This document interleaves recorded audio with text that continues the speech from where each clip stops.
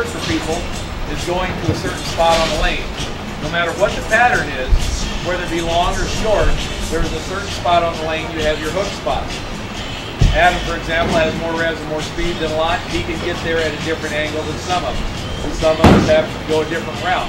But the key is, if this is the break point, no matter if you're going straight and into the pocket, or you got to go this way, we got to get to the break point.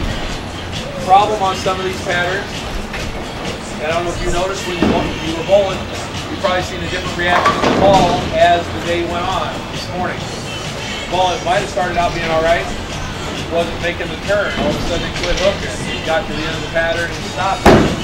That's what we call ball burn-up. It rolls out. It's done. The ball's basically got to do three things. In the front part of the lane, the first 20 feet, it's got to kind of skid. That's where the heavy oil is. The ball's got to skid. It goes into the roll of the lane, hooks on the back end. If the oil gets used up here, the ball starts rolling too soon. Starts hooking too soon. When it gets here, there's nothing left. It doesn't make the turn. So you might have to switch balls or find a different part of the lane.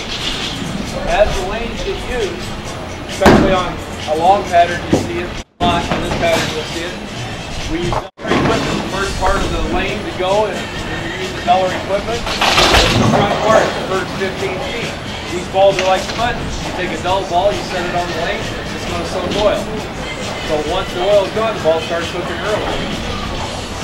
That doesn't change this spot right here. In a lot of today's games, not so much in league, but in today's bowling, as this part of the lane dries out up here, you still got to get to this spot. So you move left, and we still go to this spot.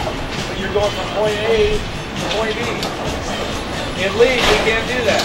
In league, we get to do this. We start at A, and we kind of want to loop it out and do this thing. But that looks cool. It's fun.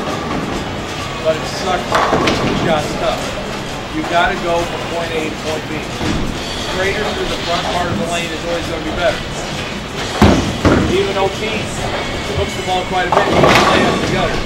He's got a 90-degree axis tilt, but his ball will skid forever, and when it decides to go left, it goes left. The guy has won, what, 44 titles on tour the most? What does he do? He throws the ball pretty straight. In most situations, straighter is greater. More straight from A to B. You've got to go straight through the front part of the lane. This looping thing we learned to do in league, and unfortunately here in Rockford, stays here in league.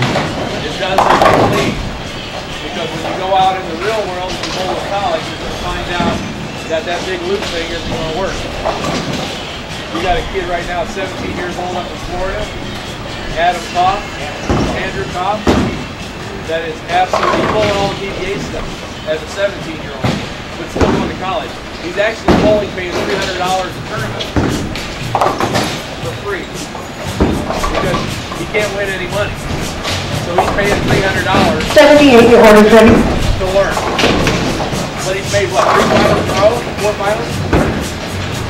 He goes from, I just watched him, if you want to watch him, he was on bowlspot.com at the Peru, it's up there on the left-hand corner, the Peru Regional. He was in second, third bowling when I qualified starting.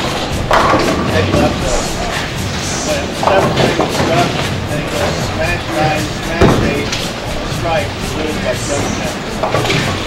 But watching him, and he's doing a 3-step approach in front of the ball return, a 5-step on the left lane. Going from point A to point B, right back to the pocket. It makes you'll see guys looking a lot. He goes here.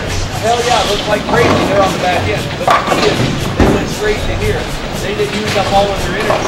You cross 39 boards to get into the pocket. You cross the 39 boards the same way every time.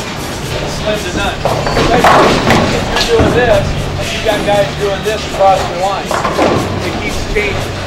So the more direct you can go, the better off you're going to be.